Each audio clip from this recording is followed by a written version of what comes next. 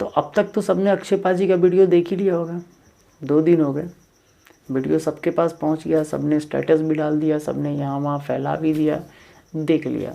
लेकिन भाई वो गुस्से में बनाया गया वीडियो था और समझाने के लिए बनाया गया था कि थोड़ा ये टपरीबाजी कम करो, जो कहा गया उतना करो, और आपके लिए ही समझाया गया है। तो मैं तो गुस्सा कर नहीं सकता, है ना, मैं तो गुस्सा कर नहीं सकता, मैं बता सकता हूँ कि हाँ भैया उनने ऐसा ऐसा बोला है और हम सबको उनको ऐसे ऐसे फॉलो करना है और हमें करना है। अब उनने तो बोला ही बोला, मोदी जी ने तो भैया 2-2 बार आके बोल दिया, ट्वीट कर कर के समझा रहे हैं, लेकिन लोग माने तब। अब कुछ लोग होते हैं ऐसे कि कर्फ्यू भी लगा रहता है ना, तो मुंह में ब्रश लेके ऐसे इतना लंबा चौड़ा सा ऐसे रोड पे घूमने निकल जाते हैं। अगल बगल में पूछते हैं सही में गोली मार रहा है क्या? हद है यार। अरे भाई कर्फ्यू का मतलब ही यही होता है। अब जैसे लॉकडाउन हुआ है, कहा गया घर में रहने के लिए, तो रहो नहीं, देखने जाएंगे सड़क पे क्या चल रहा है, सड़क पे क्या हो रहा है। अरे देख लेना, 21 दिन के बाद निकल के देख लेना। अब सुनो मेरी एक बात, समझाना ज़रूरी है इसलिए समझा रहा हूँ। अच्छा लगे वीडियो तो नीचे कमेंट सेक्शन में आके बता देना। देखो ये एक तो चाइना, उसकी सबसे बड़ी गलती कि उसने हमें लेट बताया, हमें ही क्या हर कंट्री को लेट बताया कि ये बीमारी जो है, ये जो वायरस है एक दूसरे से फैल रहा है। लेकिन इंडिया कहीं ना कहीं बहुत पहले ही सतर्क हो गया था। जो एयरपोर्ट्स पे उनने अपनी जो कंट्री है और अपनी कंट्री जो आदेश आए हाई कमांड से, वो आ गया था कि स्क्रीनिंग चालू कर दो, और स्क्रीनिंग होना चालू किया था। आप थोड़ा बैक में जाएंगे तो आपको पता चलेगा कि इंडिया बहुत पहले सतर्क हो गया था इस चीज़ को लेकर। क्योंकि चाइना का क्या है कि एक इतिहास ही रहा है हमेशा से, वो हर चीज़ में झूठ घुमा फिरा के ही बोलता है। उसको 5 से 7 सप्ताह लग गए, जो अपने आप को बहुत बड़ा तुर्रम खान देश बनता, हर चीज़ का आविष्कार करने बैठ जाता है, उसको 5 से 7 सप्ताह लग गए जानने में कि बीमारी एक दूसरे से फैल रही है। ये चीटिंग है, चीटिंग।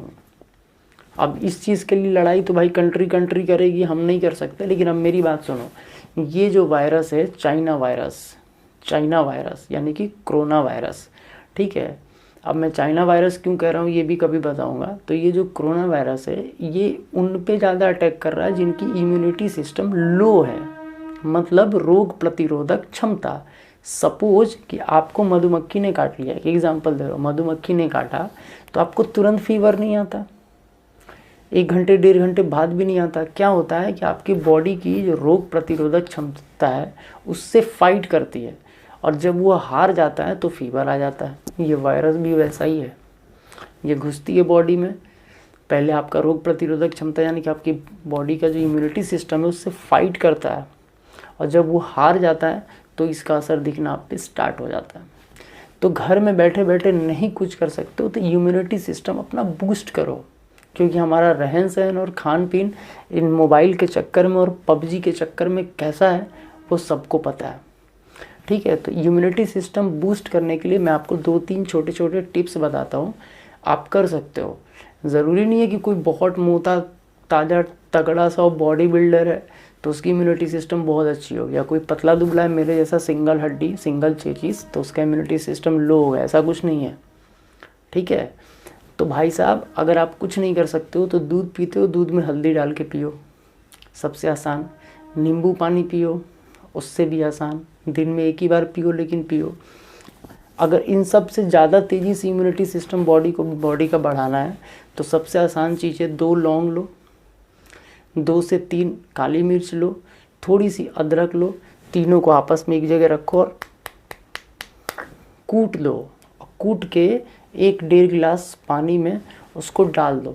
जब वो अच्छा उबल जाए, आधा पानी जल जाए और आधा बचे तो उसको छान के घर में जितने फैमिली मेम्बर्स है सबको थोड़ा थोड़ा पिलाओ, ट्वाइस अ डे, 2 बार। बहुत जल्दी इम्यूनिटी सिस्टम बूस्ट होती है।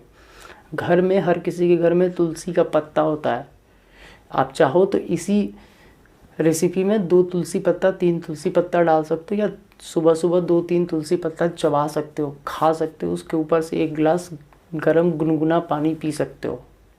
ये बहुत इजी लाइफ हैक्स है और ये करना ही पड़ेगा।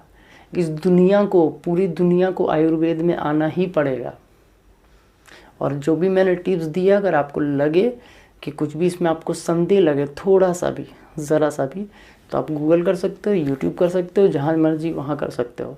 लेकिन ये मैंने सही चीज़ें बताई है क्योंकि आपके भाई को थोड़ा बहुत आयुर्वेद का भी नॉलेज है। ठीक है, तो आप सब चाहते हो मस्त रहना, बिंदास रहना, जैसा कि मैं हमेशा बोलता हूँ, तो ये सब करो और घर में बैठो, टपरीबाजी बिल्कुल मत करो। ठीक है, मस्त रहो, बिंदास रहो, जहाँ भी रहो, ऑलवेज खुशहाल रहो, मस्त रहो, सेक्सी भी रहो मेरी तरह। Bye bye. ध्यान रखना आप सब अपना और अपने परिवार का। कम से कम अक्षय पाजी की भी बात मानो और थोड़ी सी मेरी भी बात।